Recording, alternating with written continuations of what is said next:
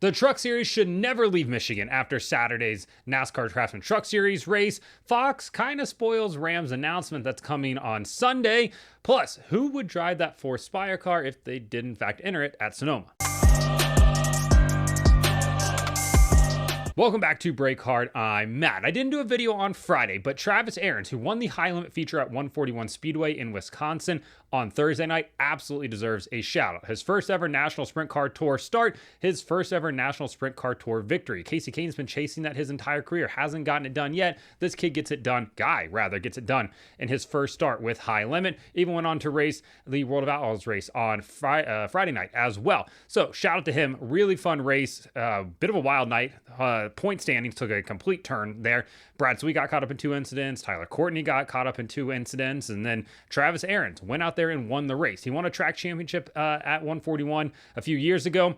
Basically knew exactly how that track was going to evolve and just became a bottom feeder. He started to basically short track it around when that track rubbered in, and it paid off for him. He goes on to win the race, jumped in the pond. Really cool stories like David Gillen winning that Busch Series race at Kentucky. You maybe have heard of him before. You've seen his name maybe mentioned around. If you followed IRA Sprint, you've heard of Travis Ahrens.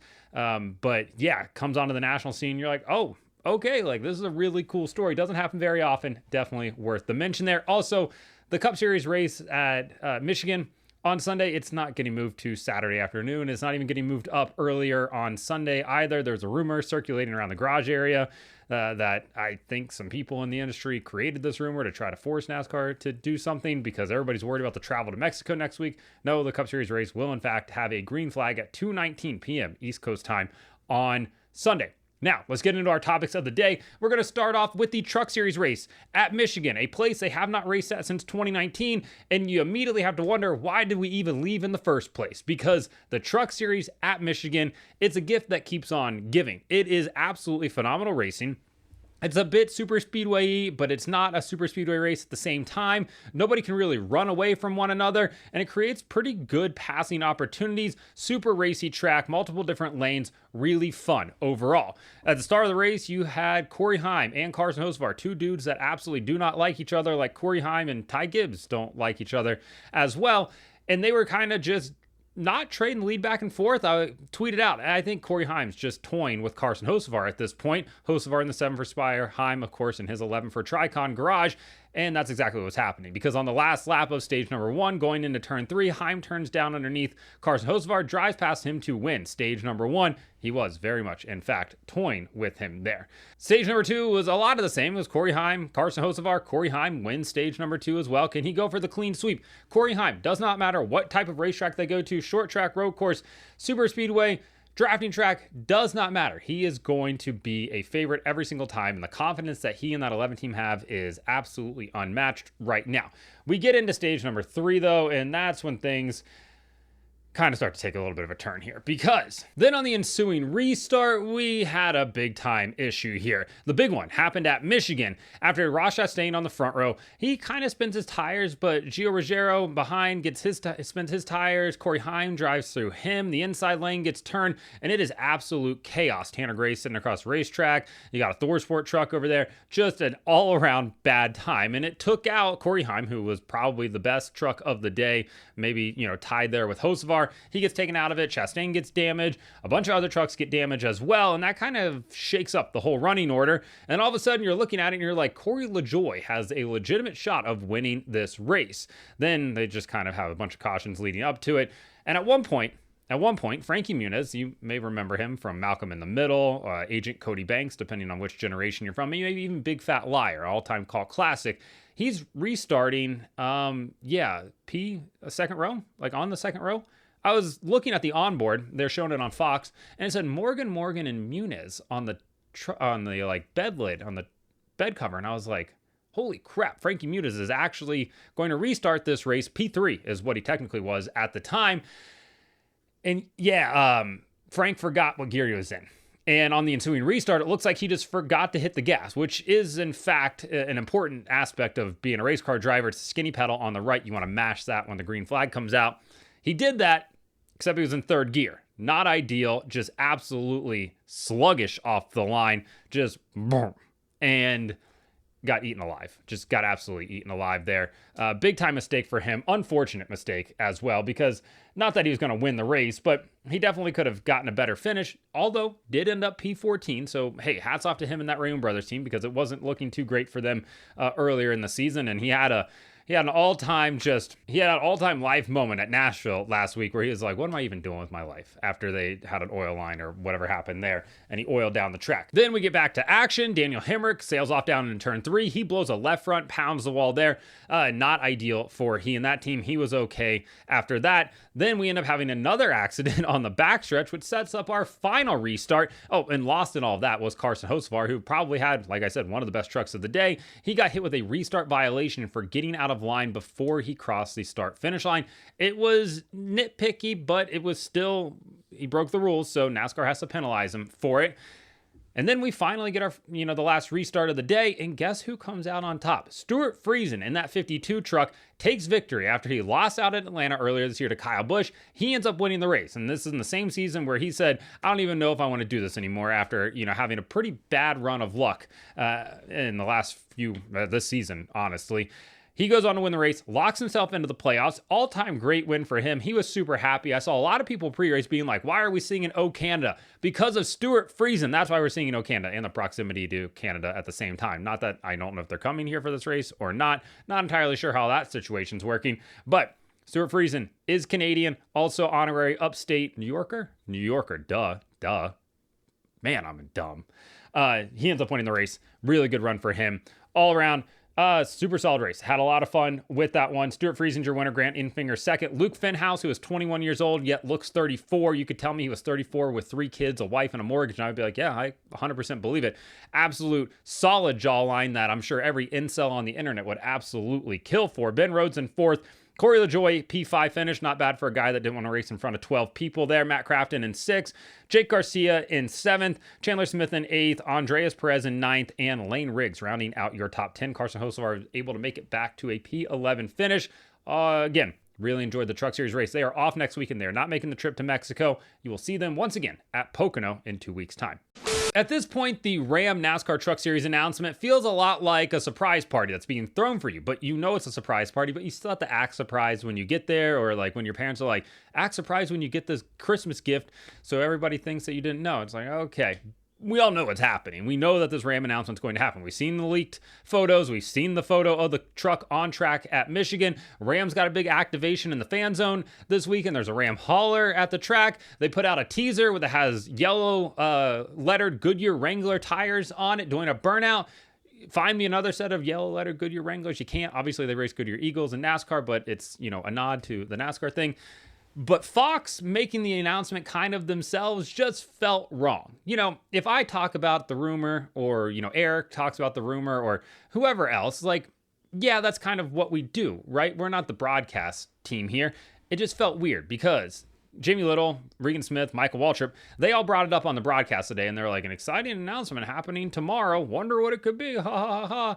And then Michael said, I just want them to announce Cletus McFarlane in a truck zigging when he should have zagged. And it's like, did Michael also just spoil their announcement here? Michael Waltrip gonna Michael Waltrip, that type of thing.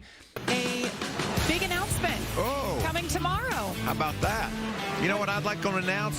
Cletus McFarlane is going truck racing. He's going to zig and zag and fly like a bald eagle. I went back and listened to it, and he said, I want them to announce, not that he said, I'm going to announce. That's my fault. I got the wording wrong when I heard it in the moment there. But it still feels weird to have the broadcast openly talking about rumors like that, albeit we know it's happening, right? We knew back in Daytona it was going to happen, and knew that the drawings had been submitted, everything had been signed off on. Like, we knew it was going to happen back then. Just been waiting on this formal announcement, which is going to come on the 8th. But it feels odd to have the broadcast bring it up as well. It'd be like them commenting on like ongoing silly season rumor speculation or whatever. And we've seen that from time to time, not as bad as the IndyCar on Fox broadcast constantly being like, David Malukas might end up at Penske. Do you think David Malukas is going to end up at Penske? I almost said Palookas. But yeah, no, it just felt odd. And is Cletus McFarlane part of this deal? I would be shocked if he was a full-time part of this deal. Maybe he's going to be a part-time part of this deal. Is everybody, are they going to announce teams and everything on Sunday? I don't think so. everybody keeps being like, oh, it's going to be ThorSport, ThorSport, ThorSport. It's not going to be ThorSport either. But at least like let them make the announcement. Obviously, they've done a really poor job of like keeping it under wraps. And at this point, they seemingly don't care, which is also totally fine. But yeah, in the age of everybody having a phone on them or a camera on them at every single moment, like things are going to leak. And it did. And that's what happened here. Yeah, a lot of time, a lot of effort, and a lot of money has gone into the marketing rollout for this program, the announcement, the unveiling, everything like that, for it all to just kind of leak out here. Yeah, you're still going to get some surprises on Sunday when the announcement's made, and there's still more to come from it as well. But it really seems like it's kind of taken a little bit of the steam, the wind out of the sails, as they like to say. And having the broadcast comment on it as well just feels, I don't know. It was weird. It was odd. But hey, we're all in the content game, right? So Jamie Little, Michael Waltrip, Regan Smith also need to talk about things, need to get some clicks here. The broadcast, though, did have a very funny moment during the Truck Series race where if they were at the track, they would have definitely known where Ben Rhodes came from. But Jamie Little goes, where did Ben Rhodes come from? And Michael Waltrip, without missing a beat, just goes, Kentucky. And that was it, just deadpan. And it made me laugh. As much as I want to hate the broadcast majority of the time, that aspect of it did make me laugh at it a lot. But yeah, we've seen the leaked photo of the truck on track. It's got direct connection on the side. It's got the 25 on the side. It's got the Ram logo branding in the grill. It's going to happen. We just have to wait for this actual announcement of it and the formality of it to be confirmed on Sunday. Last topic, real quick. Jeff Dickerson, co-owner of Spire Motorsports, went on to Door Bumper Clear this week and kind of explained the whole 4 Spire car situation for Sonoma, the one where Jim France wanted to fund the car and put his Action Express racing driver from IMSA, Jack Aitken, in the car and have him make his NASCAR Cup Series debut. Basically what Jeff said is, hey, they came to us with a budget and with a sponsor and said, hey, do you mind running him? Basically, they're just going to pay for the ride, put the sponsor on the car, and have Spire, run the car for them. The garage area was upset about it. I get it. You want some separation of power, separation of church and state here, and it's not happening for now. But on the podcast, Jeff said, I got to thinking Matt McCall is going to crew chief the car. We already got a pit crew together and a crew ready to take the car to Sonoma. It's sitting there. Maybe we can get something done. And I was like, yeah, Jeff, maybe we can get something done. So I looked at it. Who could we maybe get in this car? Now, IndyCar's racing that weekend. Australian Supercars is racing that weekend. So that kind of takes a decent pool of drivers out of it for us. But that does leave us with guys like Jordan Taylor and Ricky Taylor, because GTP's not racing that weekend. Or maybe their teammates, Louis Delatraz, maybe Philippe Albuquerque, somebody like that. That could be kind of fun, right? Obviously, we've already seen Jordan Taylor get into these cars before. So maybe we switch it up there a little bit. Formula One, they're not racing this weekend. Valtteri Bottas, he's got a lot of time on his hands. He's potentially been rumored for the Cadillac F1 ride in 26. Spire's a factory Chevy team. Why not come over to the GM family early and just make a NASCAR Cup Series start just for, the hell of it at this point? Daniel Ricciardo, he's still sitting on the sidelines, but listen, if I got paid as much as Daniel Ricciardo did to leave McLaren and also got paid as much as he did to race at Renault and then also at Red Bull, I probably wouldn't give a crap about racing cars anymore either. I'd be like, I don't know, dude, I'm just going to hang out and chill because there's really no sense in me getting back into a race car and doing this competitively, but would be very fun to see him do it. Then, hey, Max Verstappen, he's sitting out there. He's not doing anything that weekend. He likes to drive race cars. He likes to put himself into a challenge a little bit. He was just at the Hangar 7 event. Connor Zilic also there with his 87 NASCAR Cup Series Red Bull car. And Max said that he would love to do it, meaning drive that car. So, hey, what better way than to just come to Sonoma and run the car? Why not? He wants to do all this other racing. Europeans want to call him the best driver in the world. Just come over and try out a different discipline for once. Now, of course, Red Bull does have a Ford deal coming up in 26, so that might throw a bit of a wrench into the whole situation here because, well, Chevy's not Ford, and obviously there's a big battle between the two brands. But overall, there's some fun, interesting things out there. I know people in the comments are going to be like, put Jeff Gordon in the car, put Marcos Ambrose in the car, somebody like that. I think they want somebody competitive, young, but hey, those names would certainly bring eyeballs over to it, but that's just not going to happen. So, yeah, it would be cool to see Spire enter that 4th car. There were some rumors about that before the season began, that they were going to run a 4th car in select races this year. They obviously have the capacity to be able to do it.